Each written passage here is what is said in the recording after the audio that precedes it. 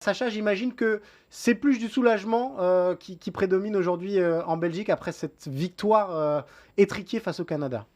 Salut Cyril, oui bien sûr, c'est une véritable, oui, un ouf de soulagement global parce que il y a eu tellement de points négatifs que quelque part il serait beaucoup trop difficile à les compter sur les doigts d'une Hmm. main, plutôt que dire les choses positives qui ont été. Bien sûr, la Belgique retient globalement la faiblesse défensive de cette Belgique, la façon dont ils se sont aussi fait marcher dessus en première Ouais. période par les Canadiens qui avaient très très bien préparé leur coup et surtout le manque de créativité dans la construction du jeu des Belges. Alors, ça fait depuis plusieurs mois maintenant qu'il y a ce refrain qui grandit en Belgique sur la génération dorée qui a laissé peut-être passer sa chance. De ce qu'on a vu face au Canada, c'est pas très rassurant. Est-ce que ces Belges-là sont en capacité de faire malgré tout un beau mondial à tes yeux et peut-être de ce qui se dit en Belgique? Est-ce que on se dit si c'est une demi-finale c'est déjà très bien ou qu'on vise encore la victoire finale comme c'était le cas en 2018?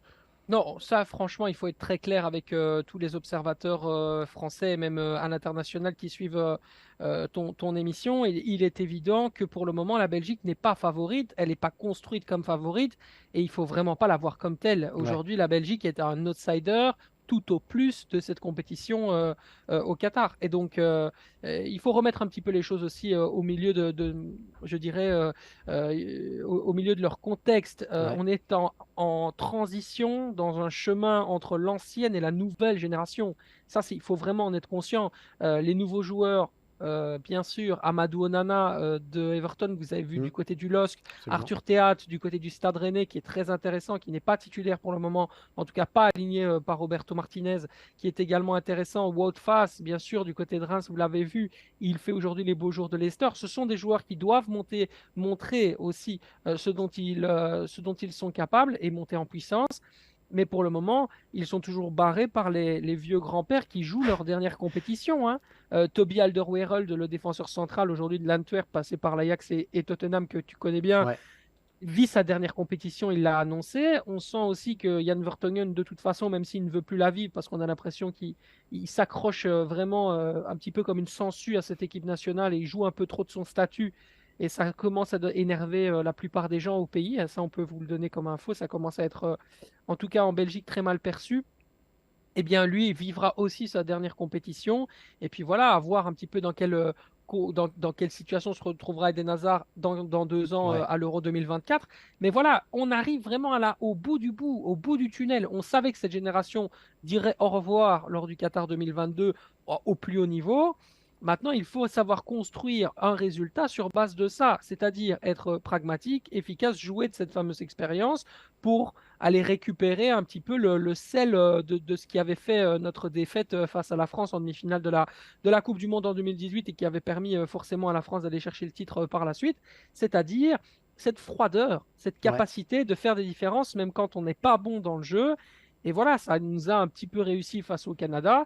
On espère voir au moins plus de maîtrise face au Maroc, même si la construction n'y est pas. Est-ce que, alors on va parler de la défense un petit peu parce que c'est vrai que ce qu'on a vu face au Canada était très inquiétant.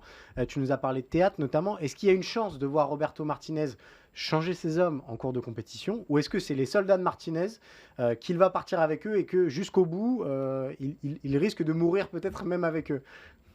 Des hommes ont marqué des points, c'est évident.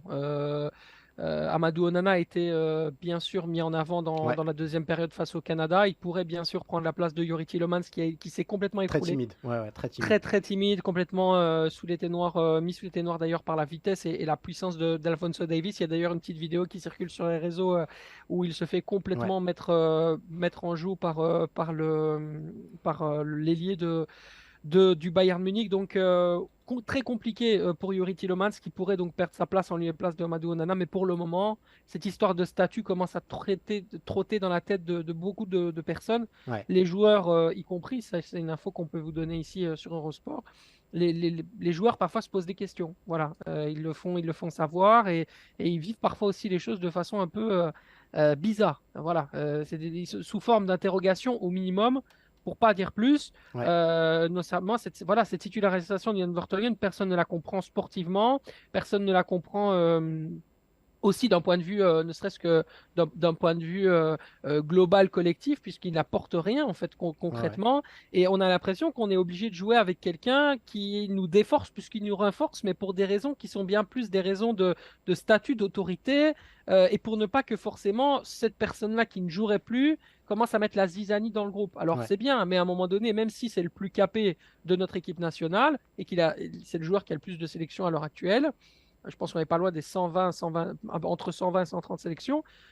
Il faut aussi mettre son ego de côté et justement faire jouer des personnes qui méritent, comme Arthur Théâtre, qui avait été très bon dans le match amical face à l'Égypte. Ouais. Il avait été performant, il avait tenu vraiment bien Mohamed Salah, même si c'est pas un grand Mohamed Salah qu'on avait vu dans ce match, il avait quand même fait le travail.